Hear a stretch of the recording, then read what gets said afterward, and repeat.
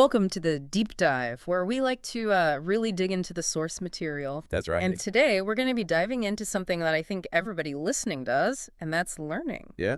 We're going to be drawing from a source in Spanish called Se pegó el texto, which translates to the text stuck. Catchy title. Very catchy title, right? It is. And we're going to be talking about how to make information stick.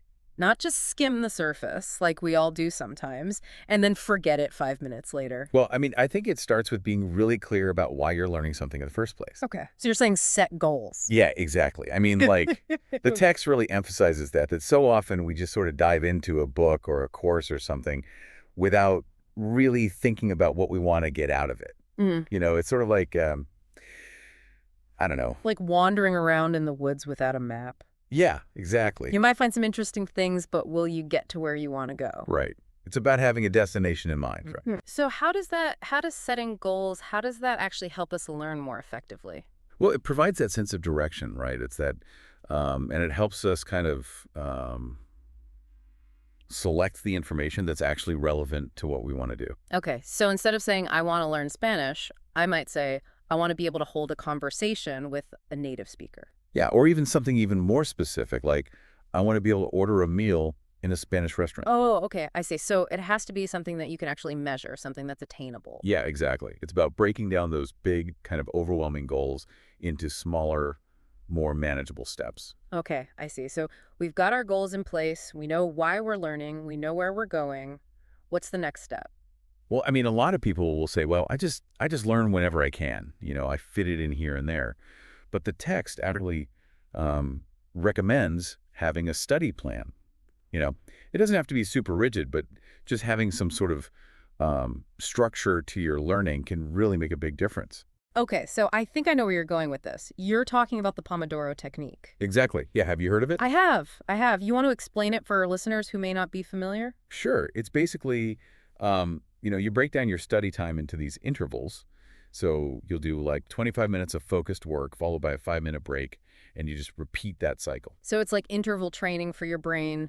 Exactly. Short bursts of intense effort followed by recovery periods. Yeah. And what's really cool is that you can adjust those intervals depending on what you're working on. Like if it's something that requires a lot of concentration, you might want to do a longer work session. Makes sense. And if it's something that's more of a review, maybe a shorter session. Exactly. It's all about finding what works best for you. Okay. So we've got our goals, we've got our study plan, but how do we actually learn the material? I feel like I've read entire chapters of a book and like an hour later, I can't remember anything. Well, and a lot of it has to do with how we take notes, Yeah. right? It's more than just writing down facts. Okay. I've heard of the Cornell note-taking method. Yeah. That's one of the things that the text recommends. It's basically you divide your notes into these different sections. So you have a section for main ideas. You have a section for supporting details, and then you have a section for your own reflections. Oh, so it's like having a conversation with the text almost. Right. Yeah, you're not just passively writing it down. You're actually engaging with the material. And asking questions and making connections. It really helps with retention. That's cool. I'm definitely going to have to try that. And have you ever tried mind mapping? I haven't, Yeah. but I've seen those really cool diagrams with all the branches and the keywords. Yeah. It's kind of intimidating, actually. Well, it can be, it can be as simple or as complex as you want it to be, but it's basically just a way of visually organizing information. So you start with a central idea, and then you branch out into related concepts. And, you can use keywords, you can use images, whatever helps you kind of make those connections in your mind. So it's like you're creating a map of the information. Yeah, exactly. Instead of just having it all linear in a list, you're actually seeing the relationship between different ideas. Right. Okay. So we've talked about goal setting, we've talked about having a study plan, and we've talked about taking notes. But reading and taking notes, that can still feel pretty passive. How do we actually engage with the material in a way that makes it stick? Yeah, that's a good point. And that's where active learning comes in. And this is a big part of what this text is all about. Okay, so what do you mean by active learning? So it's basically anything that you do that goes beyond just passively absorbing information. Right. So For example, instead of just reading a chapter, you might try summarizing the main points in your own words. Okay, like I'm explaining it to someone else. Exactly. Yeah, I've heard that can be a really good technique. Yeah, because it forces you to really think about the material and to kind of um, organize it in a way that makes sense to you. And it's also a really good way to identify any gaps in your understanding. You know, if you can't explain it to someone else, chances are you don't fully understand it yourself. That makes sense. And there's also the Feynman technique, right? Oh, yeah, that's a good one. So I love that one. So for listeners who may not be familiar, can you explain that? Yeah, so the Feynman technique is basically, you imagine that you are trying to teach the concept to someone who knows nothing about it, Okay. right? So you would need to break it down into very simple terms and really make sure that you understand it well enough to be able to explain it to someone else. So it's like putting yourself in the teacher's shoes. Exactly. Yeah. Okay. I can see how that would be helpful. And it's a great way to, to test yourself. Like, if you can't explain it simply, then, you need to go back and study a little bit more. I see. It's definitely more fun than just rereading a chapter and hoping it sticks. Right. Okay. So we've talked about a bunch of great techniques for active learning. Is it better to stick with like one type of learning material? Like if I'm learning about history, should I just read history books? Well, the source actually recommends using a variety of resources. So, not just textbooks, but videos, documentaries, podcasts. There's so much information available these days. Wait, did you just plug listening to podcasts as a learning resource? How meta is that? Well, hey, we're not the only good podcast out there, I'm sure. Oh, absolutely not. But yeah, no, I think it's important to kind of to mix things up a little bit. Okay. So you're saying like variety is the spice of learning. Exactly. And it's not just about keeping things interesting. It's also about catering to different learning styles. Yeah. Some people are very visual learners. Yeah. Some people are more auditory learners. Yeah. And so by using a variety of formats, you can kind of, appeal to all of those different senses and make sure that the information is really sinking in. Yeah. Like some things I need to actually see to understand. Right. Like if it's like a complicated process, I need a diagram. I need to see it. Right. Yeah. But then other things I actually learn better by listening. Yeah. So it's about, figuring out what works for you. Exactly. This is Yeah. great stuff. Yeah. But this is starting to sound like a lot of work. Yeah. You've got all these techniques and you're trying all these different formats. Right. Don't we need to, live our lives? Yeah, and that's, and the text addresses this too. It's really about taking care of yourself, like making sure that you're getting enough sleep. Okay, a brain spa day. Yeah, like think of it like that. Yeah. You need to nourish your brain just like you would any other part of your body. Okay, I see. Making sure you're eating healthy foods, getting enough exercise. All of that is really important for optimal brain function. I like that. A happy brain is a learning brain. Exactly. Okay. If you're stressed out, if you're sleep deprived, Yeah. you're not going to learn as effectively. Okay, makes sense. But even with all this, even if we're doing all this stuff right, sometimes I feel like I forget things almost as quickly as I learn them. Yeah. Is there a way to make this knowledge stick long term? Well, that's where spaced repetition comes in. And I know it sounds like a fancy term, Yeah. but it's actually a very simple concept. It's basically just the idea that you need to review information at increasing intervals to kind of to combat that forgetting curve. Okay, so explain that a little bit more. What does that actually look like? So let's say you're learning a new vocabulary word. You might look at it today, and then you might look at it again tomorrow, and then maybe you look at it again in a week, and then maybe a month later. And, each time you're kind of refreshing your memory. Oh, I see. So it's like giving your brain little reminders at these strategic intervals. Exactly. Instead of trying to cram everything in at once. Right. And it's much more efficient, actually, than cramming, because you're strengthening those neural connections. Oh, okay. I see. Like you're building a muscle. Exactly. You have to work it out consistently over time. Exactly. Yeah.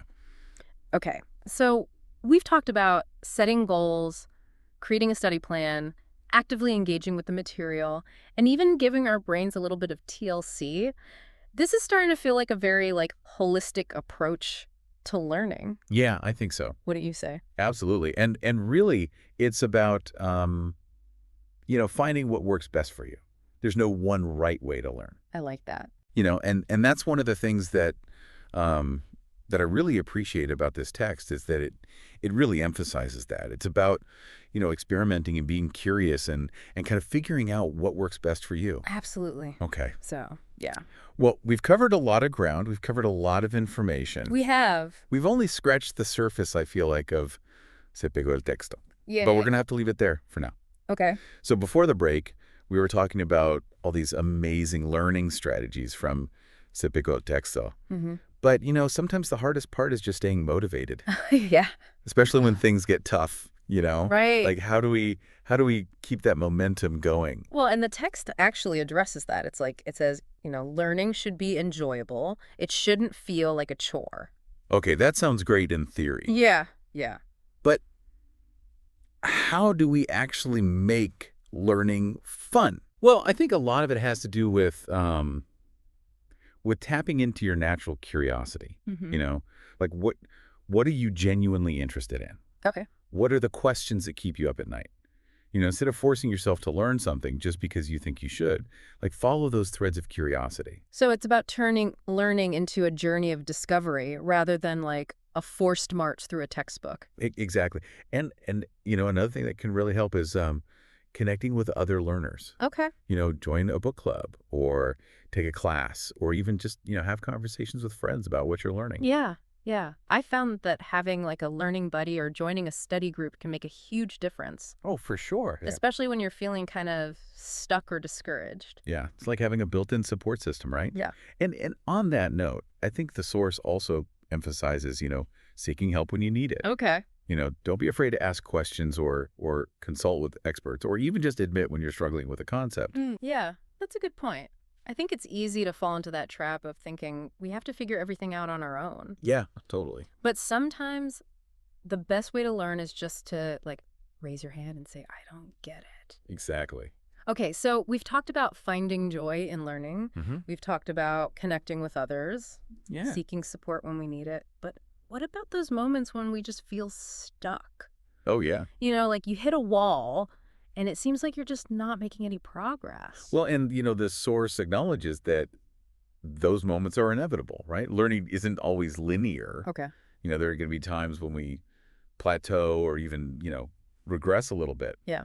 But instead of getting discouraged, try to see those challenges as opportunities for growth, right? Like Okay. maybe you need to take a break, try a different approach, or even, seek out a fresh perspective from someone else. That's a really good point. It's about reframing those frustrating moments instead of seeing them as failures. It's like, oh, this is an opportunity to try something new. Yeah, yeah. Yeah. It's all part of the process. And I think it's also important to remember that everyone learns at their own pace. No, yeah. Comparison is the thief of joy, as they say. True. Just because someone else seems to be grasping a concept faster than you doesn't mean you're not capable of learning it. Mm-hmm. It might just take you a little bit longer, or you might need to, approach it in a different way. Totally. Yeah. And we all have our own like learning styles and strengths. Right. Okay. So we've talked about staying motivated, embracing those challenges, kind of honoring our own individual learning journeys. But Se pegó el texto also talks about being mindful of our learning environment. Oh, yeah. Like that might seem like a small detail, but where we choose to learn can actually have a big impact on our focus. Oh, absolutely. Yeah. And I think we're not just talking about physical space, like having a dedicated study area, but also creating the right mental environment for learning. Oh, okay. Right. Yeah. So like minimizing distractions, setting boundaries, and cultivating a sense of calm and focus. Okay. So that might mean listening to calming music or using noise-canceling headphones or even just, dimming the lights. It's really about creating a sanctuary for your brain. I love that. A sanctuary for your brain Yeah. so that it can like relax and absorb new information. Right. But, our environment isn't just about external factors, right? It's also about our internal state. Yeah, for sure. And, the source talks about the importance of being aware of our thoughts and feelings Okay. and how those might be impacting our learning. Right. Like if we're feeling stressed or anxious or overwhelmed, it's going to be a lot harder to focus and retain information. So taking care of our mental and emotional well-being is just as important as creating a quiet study space. Absolutely. Yeah. And that's where, those self-care practices we were talking about earlier come in. Okay. Sleep, exercise, nutrition, Mhm. all of that helps us manage those internal stressors Yeah. and kind of create a more optimal learning environment within ourselves. So we're setting the stage, both internally and externally. Exactly. Okay, I like it. So this is all making a lot of sense. Yeah. Does the source offer any specific strategies for dealing with different types of learning materials? Oh, yeah. Like, are there different approaches we should take depending on whether we're reading a textbook or watching a documentary or listening to a really insightful podcast? Well, you're in luck because Se Pegó el Texto does talk about that. Okay, great. Um, yeah, so, like, for example, with reading, it emphasizes, active reading strategies, Okay. like previewing the material, asking questions as you go, and summarizing key points in your own words. Oh, previewing. I always skip that step, Yeah. but I have found that when I actually do it, it makes a huge difference. Oh, for sure. Yeah. It's like getting a little sneak peek, Right. warming up your brain. Exactly. And then, when it comes to visual materials, like documentaries or videos, the source encourages taking notes, just like you would with a textbook. Okay. But it also suggests, paying attention to the visual cues, like how are they enhancing the information? Oh, that's interesting. So it's like those visuals are adding like another layer of meaning to the words. Right. Yeah. And then for auditory materials like podcasts or lectures, the source recommends active listening techniques. Okay. So like focusing on key points, repeating information back to yourself, and even visualizing the concepts that are being discussed. Okay. So it's like we're engaging like all parts of our brain Exactly. to really make that information stick. Yeah. This is incredibly helpful. Yeah. But one thing that really stood out to me from Se Pegó el Texto is its emphasis on reflection. Oh, yeah. It's not just about passively consuming information. We need to actually process it, make connections, integrate it into our existing knowledge. Right. It's like, how do we make it meaningful? Oh, right. Yeah. And so the text suggests, various techniques for reflection, Yeah. like journaling, discussing what you've learned with others, and even just, taking some time to pause, think about the implications of what you've learned. It's like you're giving your brain the space and time it needs to digest all that new information. Yeah, absolutely. Yeah. And I think the ultimate test of whether we've really learned something is whether we can apply it in real life. Oh, for sure. Right. Like Yeah. if you're learning a new recipe, Right. can you actually cook the dish? Exactly. Yeah. Or if you're learning a new language, can you actually like hold a Yeah, conversation? you use it. So it's about taking those abstract concepts and like turning them into concrete actions. Right. And I think that's where the real magic happens. Yeah, absolutely. Okay, so Se Pegó el Texto has given us a ton of really practical, inspiring tips for making learning more enjoyable, more effective. Yeah. But I have a question about the title itself. Se Pegó el Texto, the text stuck. Yeah. It seems to imply that the goal of learning is just to memorize information. Right. But is that really all there is to it? Well, and, I think the text goes beyond just memorization, right? It's about understanding. It's about applying. Okay. It's even about transforming the information that we encounter. Okay. It's about expanding our perspectives, challenging our assumptions, and ultimately, becoming more engaged and informed citizens of the world. I love that. So it's not just about stuffing our brains with knowledge. It's about using that knowledge to make sense of the world around us. Right. And to, hopefully make a positive impact. Exactly. And I think that message really resonates with what we're trying to do here at the Deep Dive. Yeah. We're not just here to passively consume information. We're here to really explore it, question it, Yeah. and ultimately, use it to make our lives and the world a little bit better. That's right. Welcome back to the Deep Dive. We've been talking about Se Pegó el Texto and all these great strategies for learning. But it's not just about the techniques, is it? It feels like there's this deeper, philosophy about learning embedded in this text. Yeah, I think so. I think, it's not just about acquiring knowledge. It's really about using learning as a way to kind of grow and evolve as individuals. Okay, yeah.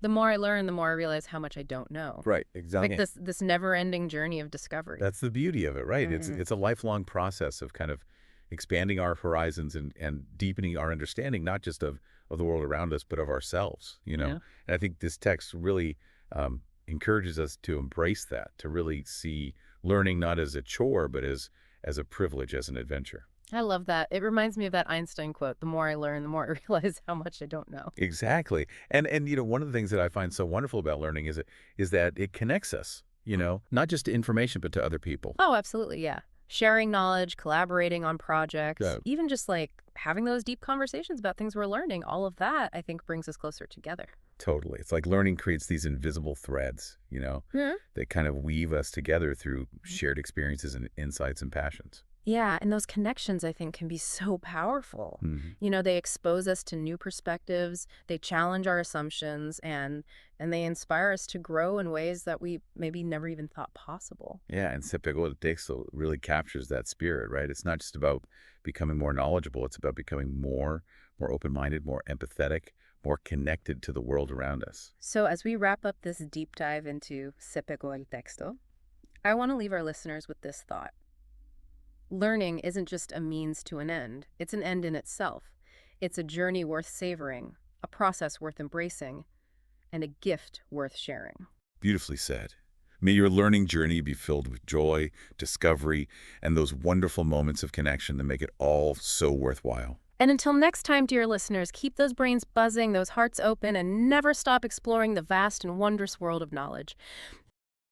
Changing. Ooh, yeah. Summer's gone, but we're still dancing. Ooh yeah, ooh, yeah. Sweater weather, chill together.